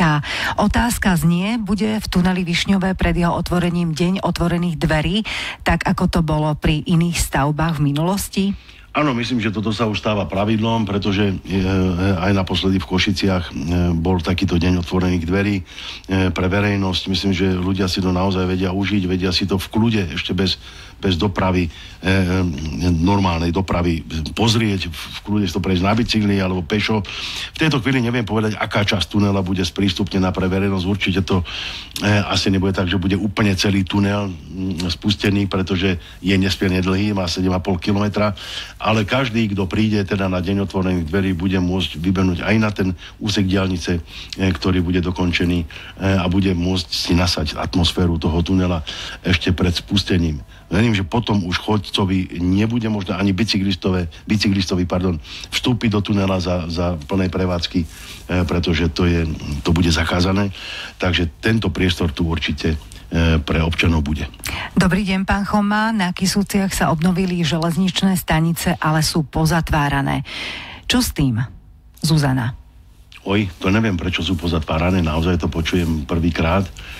Opäť dám túto otázku svojej kolegyni, spýtam sa, prečo a čo je vo veci. Ale nedáva mi logiku, že sú stanice pozatvárané, ak boli vybudované v rámci rekonštrukcie celej trasy. Takže možno, že to má svoj nejaký dôvod, ale neviem na ne teraz odpovedať. Momentálne prebieha rekonštrukcia budovy Váhostavu. Aké sú kompenzácie pre obyvateľov najbližších panelákov sídliska Hliny 7, ktorí si užívajú hluk, prach a vibrácie? Neviem, aké sú kompenzácie, ale myslím, že aj táto budova, ktorá sa bude rekonštruovať podľa mojich informácií v priebehu práve budúceho roka, prebehla riadnym povoľovacím konaním a ak sa v rámci toho povoľovacieho konania nemysleno na tieto veci, a to nebýva štandard, teda, že obyvatelia okolitých domov sú nejakým spôsobom kompenzovaní, tak asi sa už toho nedočkajú, ale vždy je to o investorovi, ktorý vie a chce komunikovať s okolitým obyvateľstvom. Pokiaľ si obyvateľstvo nájde cestu priamu na investora, ktorý bude tieto práce prevádzať, tak si myslím, že sa bude vedieť s nimi rozprávať na všetky témy. Faktom je ale, že zo zákona to nevyplýva, pokiaľ to nevyplýva teda z nejakých záverov povoľovacieho konania, respektíve dopadov na životné prostredie, ktoré s tým súvisí. Ďalšia otázka na Igora Chomu. Kedy bude dokončená celá D1? Myslím tým chýbajúce úseky, o ktorých sa zatiaľ ani len nehovorí, čiže druhá rúra Braniska a Košice. Vyšné nemecké, píše Ivan. No, máme dva úseky, ktoré ešte na D1 budú chýbať po spustení Ružomberka a spustení Višňového, a to je úsek Turany-Hubová, ktorý je v tejto chvíli alebo v tomto čase naozaj v procese verejného obstarávania na zhotoviteľa. Čiže tam už bolo vydané územné rozhodnutie, beží tam verejné obstarávanie na zhotoviteľa, alebo respektíve druhé kolo tohto verejného obstarávania. Do druhého kola postupili, pokiaľ si dobre pamätám, dvaja uchádzači a budúci rok bude proces verejného obstarávania ukončený a mala by byť podpísaná zmluva so zhotoviteľom.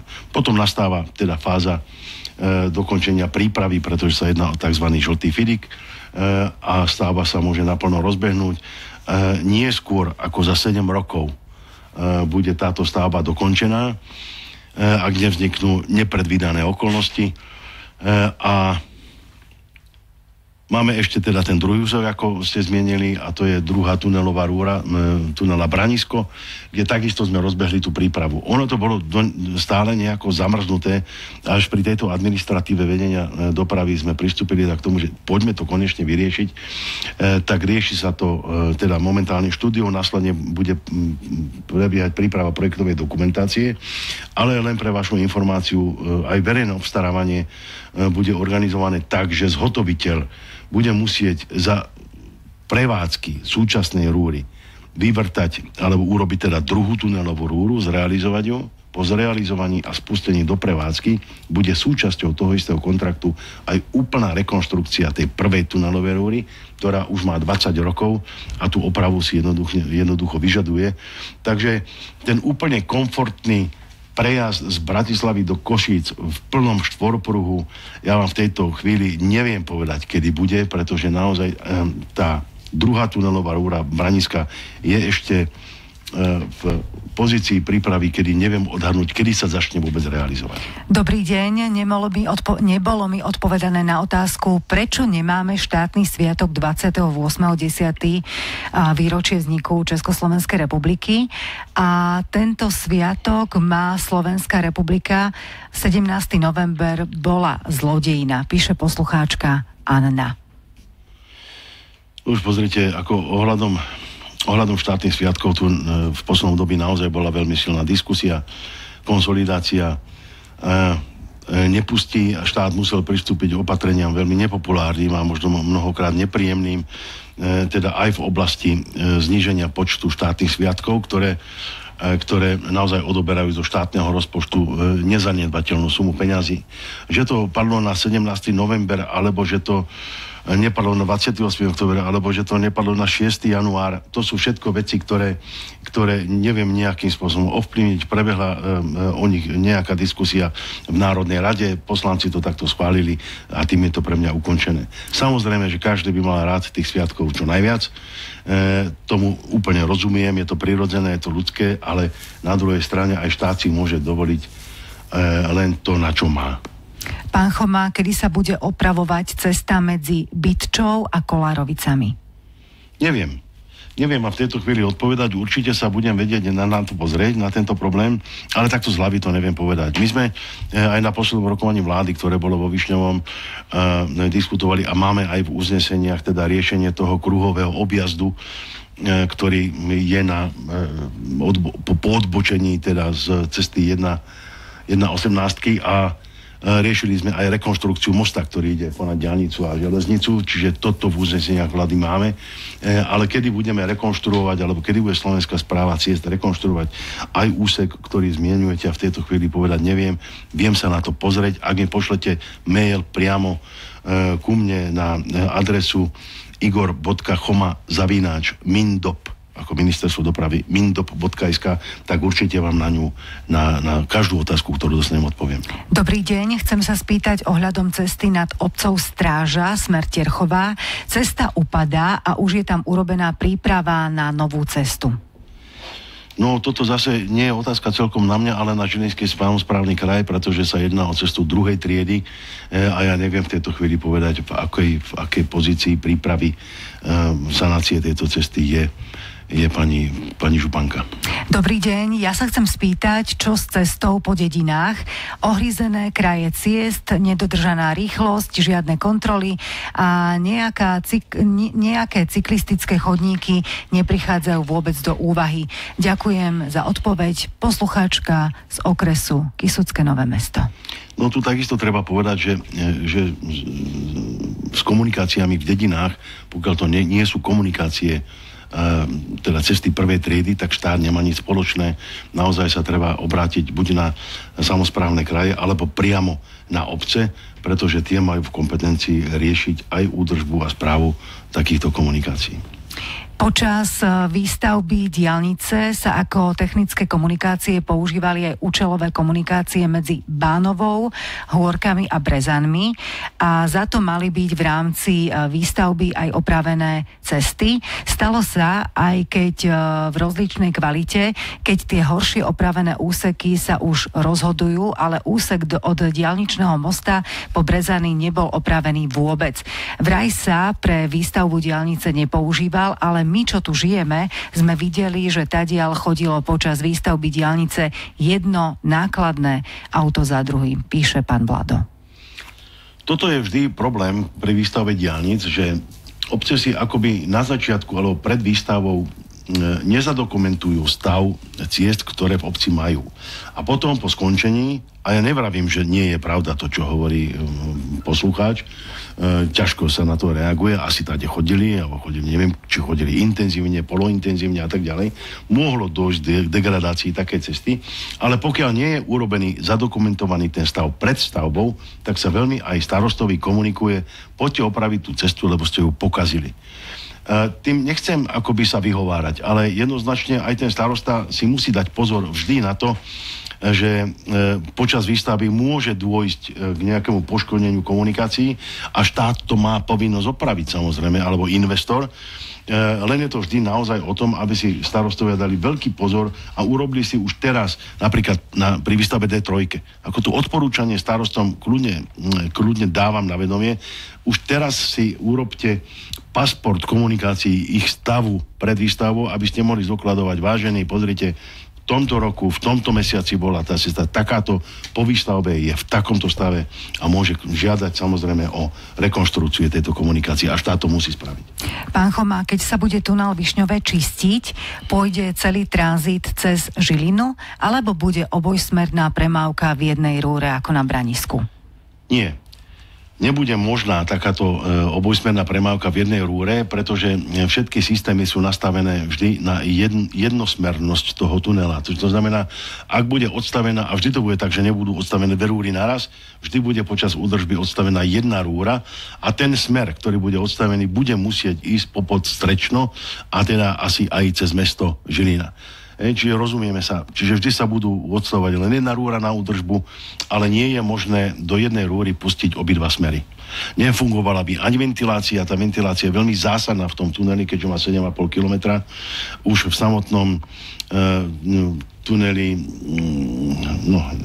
čo sme spomínali, tam, kde je dvojsmerná premávka, jednoducho v Branisku, áno, je obrovský problém a cítiť tam ten smog, ktorý je spôsobený tým, že tá premávka je dvojsmerná, nefunguje tam ani ten piestový efekt, akoby vyťahovania toho smogu von a samozrejme ani tá ventilácia potom nefunguje tak, ako by mala. Ventilátory sú nastavené do jedného smeru, totižto a nedajú sa otočiť za prevádzky a proste bude to tak, že sa bude odstavovať jedna rúra a ten smer, ktorý bude odstavený, bude musieť ísť po obchádzkových trasách.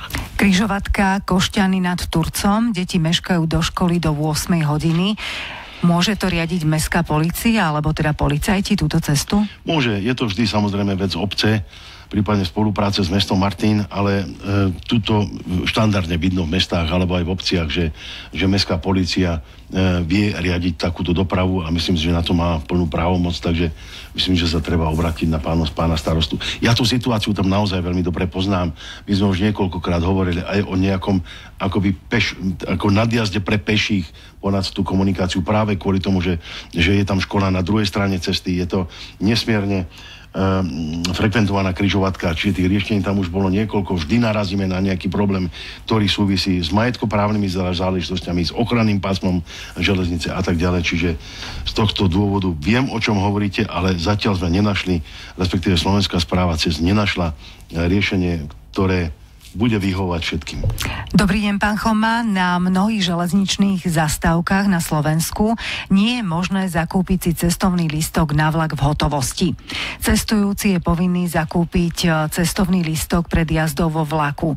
Štát odo mňa vyžaduje mať mobilný telefón, mobilné dáta, aby som si mohla zakúpiť cestovný lístok. Prečo na železničných staniciach nie sú aspoň automaty na zakúpenie cestovných lístkov? Na túto tému sa takisto vedla debata, i keď znova zdôrazňujem, že naozaj železnice nie sú celkom moja šálka kávy. Zachytil som takúto diskusiu. Samozrejme, že je nerentabilné, aby boli otvorené pokladne v týchto malých staniciach, pretože ten obrad je tam naozaj veľmi malý a nepokrýva náklady, ktoré s tým súvisia. Ale otázka, presne tak, ako bolo povedané, akýsi automatických automatov na predaj lístkov je stále v diskusii a myslím si, že aj tento problém železnice, respektíve železničná spoločnosť Slovenskej republiky vyrieši. Aký je verejný dlh na infraštruktúre v Slovenskej republiky? Obrovský, ale neviem vám povedať konkrétne číslo. Teraz, ak hovoríme, lebo môže to byť dlh investičný, to znamená, že z minulosti sa nám stále hromadia veci, ktoré už dávno bolo treba vyriešiť, opraviť, zrekonštruovať a dodnes tomu nie je tak, pretože nebolo jednoducho dostatok finančných prostriedkov. veľmi takým zreteľným príkladom toho je práve ten stav mostov, ktorý máme na cestách prvej triedy a ktoré dlhé roky nikto neriešil. Tie mosty sa opravovali len sporadicky a preto sme dnes pristúpili práve k tomu PPP projektu, teda, kde privádzame nejaký kapitál súkromných investorov, aby sme mohli tieto mosty zrekonštruovať. Pán Choma, prečo ste svojho času v NDS stavali najdrahšie diaľnice na svete? Pýta sa Juro. Nie je to tak, neviem, odkiaľ túto informáciu máte, že sme stavali najdrahšie diaľnice na svete. Ja som v čase, keď som bol v NDS a keď som končil v roku 2010, mal spracovanú veľmi podrobnú štúdiu, ktorú spracovala, myslím, že rakúska spoločnosť. Tie výsledky by sa dali niekde vytiahnuť, kde sme ani zďaleka nebudovali najdrahšie diaľnice na svete. Ale samozrejme, bolo treba zohľadniť geologické prostredie, osídlenie obyvateľstva, všetky možné ostatné faktory, a keď sa naozaj urobilo porovnateľné s porovnateľným, tak tie výsledky boli o tom, že sme niekde úplne štandardne, tak ako ostatné krajiny Európskej únie. Pán Choma, prečo sa na cestách stále objavujú záplaty na záplatách? Je to problém financií, organizácie alebo technológie? Nie, záplaty na záplatách sa objavujú preto, lebo vždy je to naozaj problém financií. Takýto úsek, pokiaľ už má veľa záplat, je jednoznačne najlepšie teda odfrezovať celý a urobiť tam úplne nový povrch. Dokonca niekde treba zájsť aj do podložia toho asfaltu. Toto sa deje. Keď si zoberete teraz cestu medzi Žilinou, alebo teda medzi Rajeckými Teplicami a Klakom, tak naozaj sa už urobil obrovský kus práce. Takisto v smere na Domanižu sa urobil obrovský kus práce, čo robila teda Žilinský samosprávny kraj. Toto sú úseky, ktoré sa pravidelne rekonštruujú. A tým, že viete, že takto tie záplaty na záplatu sa robia naozaj len tam, kde je to už nevyhnutné, kde by došlo k nejakému poškodeniu auta alebo by mohlo do poškodeniu zdravia. Čiže vtedy sa robí tá záplata na záplatu. Ale samozrejme Slovenská správa ciest má absolútne podrobne zmapované, čo treba robiť, ako treba robiť, má urobenú nejakú stratégiu postupnosti týchto oprav a sme opäť pri peniazoch, či ako náhle peniaze sú, tak sa ide do opravy. Ako náhle nie sú, tak stále sa len pláta. Toto je tu odjak živá, myslím, že takýto proces a veľmi ma to mrzí, že nemáme viac peňazí na to, aby sme mohli úplne zrekonštruovať všetky cesty prvej triedy. Dobrý deň, pri výstavbe diaľnice D3 by mali byť odstránené okrem iných dva mosty.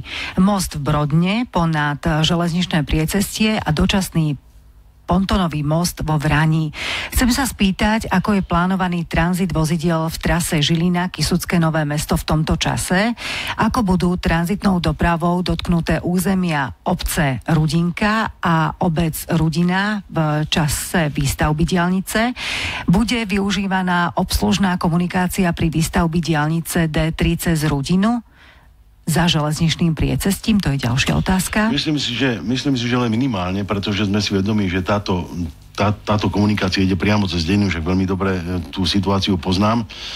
Pochopiteľne nikdy sa nedá zabrániť tomu, že nejaké auto, či už nákladné alebo iné, tade bude chcieť a bude mať snahu prejsť, skrátiť si úsek, ale v rámci projektu organizácie výstavby sa neráta s tým, že cesta cez Rudinku sa bude využívať práve na stavebné účely. Môže sa táto cesta vyvíjať len v prípade, že je to nevyhnutná spojnica medzi nejakým miestom, neviem teraz povedať akým konkrétnym, ale že sa nedá prejsť inou cestou. Ale tu je opäť dôležité teda mať zmapované tie cesty pred výstavbou, tak aby sa dali potom v budúcnosti opraviť a zrekonštruovať. Celá tá dopravná situácia, to ak dovolíte už na záver, by som nejako toto smeroval, tú odpoveď k tej D3, ona naozaj prinesie také nepohodlie obyvateľom v celej doline, na celých Kysuciach.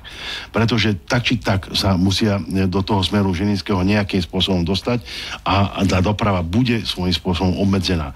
Ale zhotoviteľ má povinnosť vždy riešiť situáciu tak, aby ten dopad bol čo najmenší. Čiže musí robiť obchádzkové trasy alebo obísť tie mosty, ktoré sa budú rekonštruovať tak, aby stále doprava mohla reálne fungovať. Samozrejme, že podporným riešením je to, aby sme odklonili kamionovú dopravu celkom z D3 počas realizácie výstavby. Relácia je na svojom konci. My za návštevu ďakujeme prvému štátnemu tajomníkovi Ministerstva dopravy Igorovi Chomovi. Ďakujeme pekne. Ja ďakujem za pozvanie. Ďakujeme pekne za vašu pozornosť. Želáme dobrú chuť k nedeľnému obedu, veľa pohody. Zo štúdia vás pozdravuje Silvia Bakery a taktiež od techniky Peter Lalík. A pozdravujeme aj nášho kolegu Dominika Papalu a prajeme mu skoré uzdravenie. Krásnu nedeľu. Všetko dobre prajem, dovidenia. Reláciu Debata na telefón vám priniesol Kávoholík. Vaša cesta k zážitku z kávy. Viac na www.kavoholik.sk. V tejto relácii boli použité reklamné informácie. Frontinus. Dobrý deň. Ja by som sa chcel opýtať o Žilinskom parkovnom. Majú tam dosť problémy s vodou. Či by vedia nejaké informácie novšie o tom povedať? Bude sa s tým niečo robiť? Rádio Frontinus. Všetko, čo chcete počuť. Všetko, čo chcete počuť.